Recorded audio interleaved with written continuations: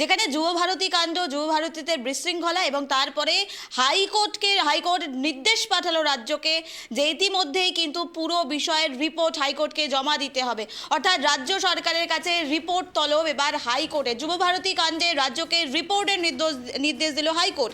আবারও বলি, যুব ভারতী কাণ্ডে রাজ্যকে রিপোর্টের নির্দেশ দিল হাইকোর্ট। পেছলো 3টি জনস্বার্থ মামলার শুনানি। সোমবারের মধ্যে রিপোর্ট চাইল হাইকোর্ট। স্থগিত জনস্বার্থ মামলার শুনানি। সল্টলেক স্টেডিয়াম কাণ্ডে রাজ্যের রিপোর্ট তলব। আরো বিস্তারিত জানবো, এই মুহূর্তে টেলিফোন লাইনে রয়েছে প্রতিনিধি রিমিক। এই যে জনস্বার্থ মামলার কথা বলা হচ্ছে, 3টে জনস্বার্থ মামলা পিছিয়ে গেছে শুনানি, পাশাপাশি যুব ভারতী কাণ্ডে রাজ্যকে রিপোর্টের নির্দেশ দিল হাইকোর্ট। ঠিক কি কি জানা যাচ্ছে আর নির্দেশে ঠিক কি কি বলা হচ্ছে?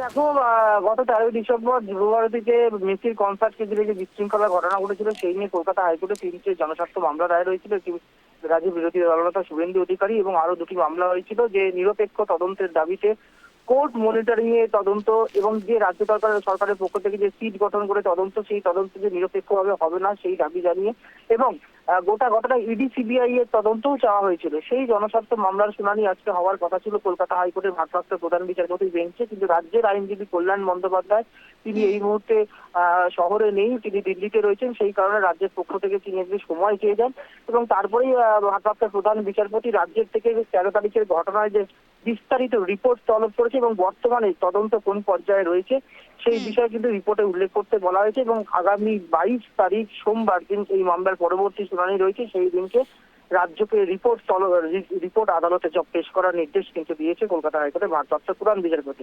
ইতিমধ্যেই আমরা জানি যে রাজ্য সরকারের পক্ষ থেকে একটি সিট গঠন করা হয়েছে। সেখানে ADG law and order Javed Shamim, ADG South Bengal Supratim Sarkar, IPS Shri Muralidhar এবং আইপিএস পীযূষ গোয়েলকে দিয়ে একটি সিট গঠন করা হয়েছে। তারা ইতিমধ্যেই তদন্ত শুরু করেছে এবং এর আগে যে একটি তদন্ত কমিটি তৈরি করা হয়েছিল প্রাক্তন বিচারপতি অসীম রায়ের নেতৃত্বে, পার্বত্য ও স্বরাষ্ট্র দপ্তরের সচিব নন্দিনী চক্রবর্তী ছিলেন এবং মুখ্য সচিব মনোজ পন ছিলেন, তারা সেই রিপোর্ট জমা দেয় এবং তারপরেই কিন্তু সিট গঠন করা হয়েছে এবং ইতিমধ্যেই কিন্তু একাধিক পুলিশ কর্তাকে কিন্তু শোকজ করা হয়েছে, সাসপেন্ড করা হয়েছে। যেটা জানা যাচ্ছে আজকে কিন্তু ডিবি রাজীব কুমার তাকে যে শোকজ করা হয়েছিল এই ঘটনায় তিনি আজকে জবাব দিয়েছেন। ফলে এই রাজ্যের তরফ থেকে যখন রাজ্যের পক্ষ থেকে গোটা ঘটনায় তদন্ত চলছে সেই সময় কলকাতা হাইকোর্ট আজকে কিন্তু রাজ্যের থেকে গোটা বিষয়টার উপরে কিন্তু রিপোর্ট তলব করলো এবং আগামী সোমবার দিনকে এই রিপোর্ট আদালতে পেশ করতে হবে রাজ্যকে। রাজ্য কোর্ট দেয় সে তার উপরেই কিন্তু শুনানির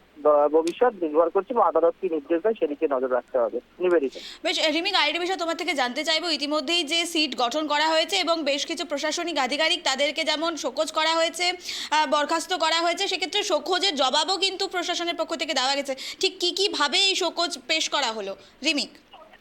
দেখো, যুব ভারতীর ঘটনায় সেদিনকে যে ঘটনা ঘটেছিল তাতে কিন্তু প্রথম থেকে আমরা কিন্তু বারবার বলছিলাম যে যতই শতদ্রু দত্ত মূল উদ্যোগটাকে কাঠগড়ায় দিলে তাকে গ্রেপ্তার করা, এই ঘটনায় কিন্তু ল অ্যান্ড অর্ডারের বিশাল গাফিলতি ছিল, আইন শৃঙ্খলার অবনতি হয়েছিল। তাই পুলিশ প্রশাসন এই দায় এড়িয়ে যেতে পারে না এবং তারপরেই যখন 3 সদস্যের কমিটি মুখ্যমন্ত্রীর নির্দেশে গঠিত হয় প্রাক্তন বিচারপতির নেতৃত্বে, সেই কমিটির রিপোর্টের পরই কিন্তু রাজ্যের ডিজি আমরা দেখলাম ডিজি রাজীব কুমার, বিধাননগর পুলিশ কমিশনারের সিপি অনিশ সরকার, ডিসিপি এসপি মুকেশ কুমার থেকে শুরু করে তাদেরকে শোকজ করা হয়। ডিসিপি অনিশ সরকারকে তাকে সাসপেন্ড করা হয়েছে।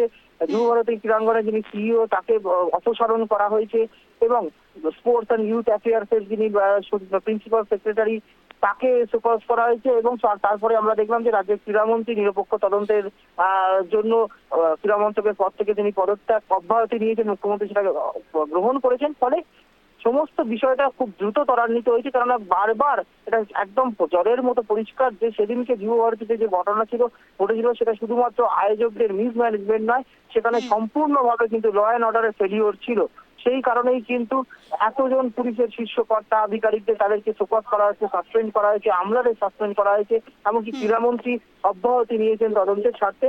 ফলে এই জায়গায় দাঁড়িয়ে একটা তদন্ত হওয়া উচিত, কিন্তু বারবার রাজ্যের বিরোধী দলনেতা হোক বা অন্যান্য বিরোধীরা কিন্তু দাবি করছেন যে পুলিশের বিরুদ্ধে ডিজি রাজীব কুমার থেকে শুরু করে যারা হেভিওয়েট রয়েছে উচ্চ শীর্ষপদস্থ পুলিশ আধিকারিক তাদের বিরুদ্ধে, তাদের নিচুতলার যে আধিকারিক রয়েছে তারা কি করে তদন্ত করবে নিরপেক্ষভাবে? তাই নিরপেক্ষ তদন্ত, আদালতের নজরদারিতে তদন্তের দাবি জানিয়ে মামলা হয়েছে। এমনকি এই যে এত লক্ষ লক্ষ কোটি কোটি টাকা টিকিট বিক্রি হয়েছে, প্যাকেজের জন্য তোলা হয়েছে, মেসির সঙ্গে হাত মেলানোর জন্য, ছবি তোলার জন্য, সেই কত টাকা কোথায় গেছে তার জন্য কিন্তু ইডি এবং সিবিআই তদন্তেরও কিন্তু আবেদন জানানো হয়েছে জনস্বার্থ মামলায়। ফলে ব্যাপারটা যথেষ্ট গুরুতর বিষয় এবং রাজ্যের মতো করে তদন্ত করছে, কিন্তু এই তারপরে কিন্তু কলকাতা হাইকোর্টের জল গড়িয়েছে এবং কলকাতা হাইকোর্ট আজকে রাজ্য থেকে রিপোর্ট তলব করেছে। এখন দেখার রাজ্য কি রিপোর্ট দেয় আগামী সোমবার দিন, তার ভিত্তিতেই কিন্তু হাইকোর্টের পরবর্তী শুনানিগুলো হবে এবং হাইকোর্ট পরবর্তী কি নির্দেশ দেয় সেই দিকে তাকিয়ে থাকতে হবে। যে দাবিগুলো করা হয়েছে ইডি সিবিআই তদন্ত বা আদালতের নজরদারিতে তদন্ত, সেই বিষয়গুলো কিন্তু তারপরেই কিন্তু নির্ধারিত হবে। সেই বিষয়ে তারপরে কিন্তু আদালত তাদের নির্দেশ জানাবে। নিবেদিতা। বেশ রিমিক, আরেকটি বিষয় তোমার থেকে জানতে যাবো। তুমি যেমনটা বললে টিকিটের ক্ষেত্রেও আমরা দেখতে পেরেছিলাম খুব বেশি পরিমাণে টিকিট চাওয়া হচ্ছিল, অর্থাৎ 2000 টাকার টিকিট, কখনো 20,000। পাশাপাশি জলের বোতলের কথা যেমনটা বলা হচ্ছে, 20 টাকার জলের বোতল 200 টাকা 300 টাকায় বিক্রি হয়েছে। অর্থাৎ যেখানে জনস্বার্থ মামলার কথা বলা হচ্ছে, এই মামলার শুনানি পিছিয়ে গেছে। ঠিক কতদিন পেছলো বা কতদিন পরে হতে পারে সেই বিষয়ে কি কিছু জানা যাচ্ছে? একদমই আগামী সোমবার দিন অর্থাৎ 22শে ডিসেম্বর এই মামলার শুনানি আবারও হবে কলকাতা হাইকোর্টের ভারপ্রাপ্ত প্রধান বিচারপতির বেঞ্চে। তুমি যে কথাটা বললে, অবশ্যই দেখো 12 তারিখ রাত্রিবেলা সন্ধ্যেবেলা বিধাননগরের ডিসিপি তিনি অনিশ সরকার একদম সাংবাদিক সম্মেলন করে বলেছিলেন মাঠে জলের বোতল নিষিদ্ধ নিয়ে যাওয়া। ফলে তারপরেও মাঠে কি করে জলের বোতল ঢুকলো, কারা জলের বোতলের টেন্ডার দিল, কারা কোল্ড ড্রিঙ্কসের বোতলের টেন্ডার দিল, কারা ফুড প্যাকেটের মাঠে বিক্রির টেন্ডার দিল, কারা এই অনুমতি দিল, বা মাঠের মধ্যে মেসির সঙ্গে এত লোক ঢুকে পড়েছিল কারা সেই অনুমতি দিয়েছিল, এই সমস্ত বিষয়গুলোই কিন্তু তদন্তের আওতায় আসবে বলে মনে করা হচ্ছে। কারণ এই বিষয়গুলো নিয়ে একাধিক প্রশ্ন উঠেছে। যেখানে পুলিশ বলছে জলের বোতল নিয়ে যাওয়া নিষিদ্ধ, সেখানে গ্যালারিতে 20 টাকার জলের বোতল, 10 টাকার জলের বোতল 150 টাকা 200 টাকায় বিক্রি হচ্ছে, কোল্ড ড্রিঙ্কসের বোতল বিক্রি হচ্ছে পুলিশের সামনে, গ্যালারিতে পুলিশ থাকা সত্ত্বেও তাদের সামনেও সেই জলের বোতল বিক্রি হয়েছে। এবং আমরা পরে যখন বিশৃঙ্খলার ঘটনা ঘটলো, আমরা দেখলাম পুলিশ প্রায় ইনঅ্যাক্টিভ ছিল। কেননা আমি আবারও বলছি, 2012 সালের 9 ডিসেম্বর ইস্ট বেঙ্গল মোহনবাগানে যে ডার্বি ছিল সেখানেও কিন্তু মাঠে গন্ডগোল হয়েছিল, কিন্তু 10 মিনিটের মধ্যে পুলিশ দ্রুততার তৎপরতার সঙ্গে গোটা স্টেডিয়াম ফাঁকা করে দিয়েছিল। ফলে এক্ষেত্রে কেন হলো না? ফলে কোথায় পুলিশের কোনো কি পুলিশের কাছে কোনো নির্দেশ ছিল বা কোনো চাপ ছিল, সেই কারণে পুলিশ এতটা নিষ্ক্রিয় হয়ে থাকলো? পুলিশ দাঁড়িয়ে দেখলো যেভাবে যুবভারতী জুড়ে ভ্যান্ডালিজম চললো, ভাঙচুর, লুটপাট চললো। ফলে একাধিক বিতর্কিত প্রশ্ন, একাধিক প্রশ্ন রয়েছে। সেই প্রশ্নের উত্তর করতেই কিন্তু কলকাতা হাইকোর্টে একাধিক মামলা হয়েছে। ফলে আগামী সোমবার দিনকে আবারও এই মামলার শুনানি রয়েছে ভারপ্রাপ্ত প্রধান বিচারপতি বেঞ্চে। সেই দিন রাজ্য রিপোর্ট পেশ করবে এবং তারপরেই আদালত তার পরবর্তী নির্দেশ দেবে। বেশ, ধন্যবাদ রিমিক আমাদের সঙ্গে থাকার জন্য। অত্যন্ত গুরুত্বপূর্ণ খবরের দিকে আমরা নজর রাখছি, যেখানে যুবভারতী কাণ্ডে রাজ্যকে রিপোর্টের নির্দেশ দিল হাইকোর্ট। পেছলো 3 জনস্বার্থ মামলার শুনানি, তারপরেই কিন্তু স্থগিত জনস্বার্থ মামলার শুনানি, যেটি জানা যাচ্ছে আগামী সোমবার এই মামলার শুনানি হবে। অত্যন্ত গুরুত্বপূর্ণ বিষয়, যেখানে বিশৃঙ্খলা দেখা গিয়েছিল যুবভারতীতে গত 13 ডিসেম্বর, যেখানে কিংবদন্তি খেলোয়াড় মেসি এসেছিলেন এবং তারপরেই কিন্তু উত্তপ্ত হয়ে পড়ে গোটা যুবভারতী ক্রীড়াঙ্গন। মেসিকে একবার এক ঝলক দেখার জন্য দূর দূরান্ত থেকে কিন্তু দর্শকরা, পাশাপাশি ফুটবল প্রেমীরা এসেছিল, কিন্তু যেভাবে আমরা ভিআইপি কালচারের অভিযোগ উঠে আসে, সেই ভিআইপি কালচারের জন্য সাধারণ দর্শকরা মেসিকে দেখতে পেলেন না। তারপরে যে ভ্যান্ডালিজম চললো, এরপরেই কিন্তু হাইকোর্টে কেস হয়, মামলা রুজু করা হয় এবং পরবর্তীতে যুবভারতী কাণ্ডে রাজ্যকে রিপোর্টের নির্দেশ তলব হাইকোর্টের। আরও বিস্তারিত জানবো, এই মুহূর্তে আমাদের সঙ্গে রয়েছে বিজেপি নেতা রাহুল সিনহা। রাহুল বাবু, আপনাকে স্বাগত। আমি নিবেদিতা। ইতিমধ্যেই যে ভ্যান্ডালিজম আমরা যুবভারতীতে দেখতে পেরেছি, তারপরেই কিন্তু এবার রাজ্যকে রিপোর্টের নির্দেশ দিল হাইকোর্ট। কি মনে হচ্ছে এই রিপোর্টে ঠিক কিভাবে সাজানো হবে? নিরপেক্ষভাবে কি এই রিপোর্ট পেশ করা হবে? রাহুল বাবু, নিরপেক্ষভাবে যদি রিপোর্টই হতো তাহলে তো রাজ্য সরকার এর বিরুদ্ধে ব্যবস্থা নিত। যাদের জন্য এই হট্টগোল, যাদের জন্য এত বড় সম্মান গেল সারা বিশ্বের কাছে, তাহলে তো রাজ্য সরকারের বিন্দুমাত্র যদি লজ্জাবোধ থাকতো, তারা কোনো নিশ্চয়ই দায়িত্ব জ্ঞান রাখার মতো কোনো কাজ করত। রাজ্য সরকার কিছু করছে না দেখেই তো হাইকোর্ট হস্তক্ষেপ করলো, নাহলে হাইকোর্টের হস্তক্ষেপ করার জায়গাই ছিল না। রাজ্য সরকার যদি সঠিক কাজ করতো, হাইকোর্ট সঙ্গে সঙ্গে পত্র পাঠ বিদায় করে দিতেন আবেদনকারীকে, কিন্তু কেন বিদায় করলেন না? তার মানে যেটা হাইকোর্টেরও লেগেছে সেটা সমস্ত মানুষের লেগেছে। জনভাবাবেগকেই মাথায় রেখে হাইকোর্টে রিপোর্ট তলব করেছে। অতএব এই সরকার যে অযোগ্য অপদার্থ সরকার, আবার এই রিপোর্ট তলব থেকে সেটা স্পষ্ট হল। বেশ, রাহুল বাবু ধন্যবাদ আমাদের সঙ্গে থাকার জন্য। যে খবরের দিকে আমরা নজর রাখছিলাম, যুবভারতী কাণ্ডে রাজ্যকে রিপোর্টের নির্দেশ হাইকোর্টের, পেছলো 3 জনস্বার্থ মামলার শুনানি। সোমবারের মধ্যে রিপোর্ট চাইল হাইকোর্ট, স্থগিত জনস্বার্থ মামলার শুনানি। সল্টলেক স্টেডিয়াম কাণ্ডে রাজ্যের রিপোর্ট তলব। মেসি সফরের পর যেভাবে যুবভারতী বিশৃঙ্খলা সৃষ্টি হয় এবং তার পরবর্তীতে জনস্বার্থ মামলা দায়ের হয়েছে, এবং এতেই কিন্তু ফের একবার দেখা যাচ্ছে রাজ্যের রিপোর্ট চেয়ে শুনানি মুলতুবি হাইকোর্টে।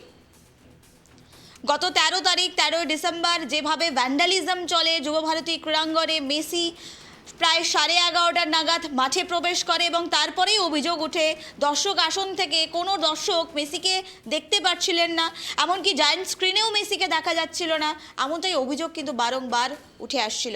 আরও বিস্তারিত জানবো, এই মুহূর্তে আমাদের সঙ্গে রয়েছে টেলিফোন লাইনে তৃণমূল নেতা দেবব্রত রায়। দেবব্রত বাবু, আপনাকে স্বাগত।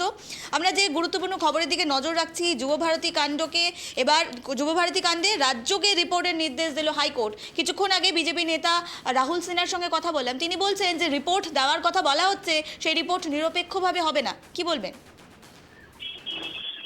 দেখুন, যে ঘটনাটা ঘটেছে একটা নির্দিষ্ট ইভেন্ট ম্যানেজমেন্ট সংস্থা যেটা বেসরকারি, সেটা রাজ্যের অনুমতি নিয়ে করেছে, ঠিক আছে?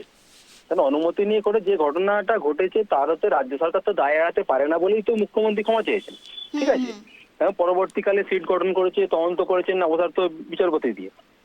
এবার রাজ্য আদালত তার ব্যাখ্যা চেয়েছেন, রিপোর্ট তলব করেছেন, ঠিক আছে, করুক, আমরা তো চাই তদন্ত হোক। তদন্তে মানে রাজ্য সরকারের যিনি ক্রীড়ামন্ত্রী তিনি পদত্যাগ করেছেন। পরবর্তীকালে যা হবে দেখুন, দেখেছি একটা অরাজকতা তো কিছু অংশে তৈরি হয়েছিল, এটা তো অস্বীকার করার জায়গা নেই। অশান্তি হয়েছিল, ভাঙচুর হয়েছিল, চুরিচামারি হয়েছিল, অগ্নিসংযোগ হয়েছিল। আদালত যখন দেখছে ভালো কথা, আদালতের ওপর ভরসা রাখা দরকার। আদালতের রায় পছন্দ না হতে পারে, কিন্তু আদালত তো অস্বীকার করতে চায় না। তার যদি পছন্দ না হয়, যার পছন্দ হবে না তারা উচ্চতর আদালতে যাওয়ার অসুবিধা কি আছে, তাই না? বেশ, দেবব্রত বাবু, আরেকটি বিষয় আপনার থেকে জানতে চাইবো। আপনি যেমনটা বললেন ক্রীড়ামন্ত্রী পদত্যাগ করেছেন, এই পুরো ঘটনা যেভাবে বিশৃঙ্খলা সৃষ্টি হয়েছিল, সেক্ষেত্রে পুলিশ প্রশাসনের কিন্তু একটি ভূমিকা দেখা গিয়েছিল, যেখানে তারা কোনো রকমভাবে ক্রাউড ম্যানেজমেন্ট করতে পারেনি, কোনো রকমভাবে পরিস্থিতিকে সামাল দিতে পারেনি। এরপরে কিন্তু বিরোধীরা অভিযোগ তুলতে শুরু করে যে পুলিশ মন্ত্রীকেও পদত্যাগ করা উচিত। এ বিষয়ে কি বলবেন? দেখুন, বিরোধীরা মানে সব কিছুতেই তো মুখ্যমন্ত্রীকে মানে ছায়া দেখতে পান, মুখ্যমন্ত্রী দেখতে পান, আর সারা ভারতবর্ষে তো আর কোনো ঘটনা তো ঘটে না, সেগুলো নিয়ে একটু কে কে পদত্যাগ করেছে। কয়েকদিন আগে দিল্লি বিস্ফোরণ হলো, কে কে পদত্যাগ করেছিল, মহাকুম্ভ হলো, সেখানে মহাকুম্ভে কারণে যে মানুষ মৃত্যু হয়েছে কে পদত্যাগ করেছে, কাশ্মীরে মানুষ খুন হয়েছে, জঙ্গিরা এসে মেরেছে, তার জন্য কে কে পদত্যাগ করেছে একটু তো বলতে হবে না? এগুলো বললে একটু ভালো হয়।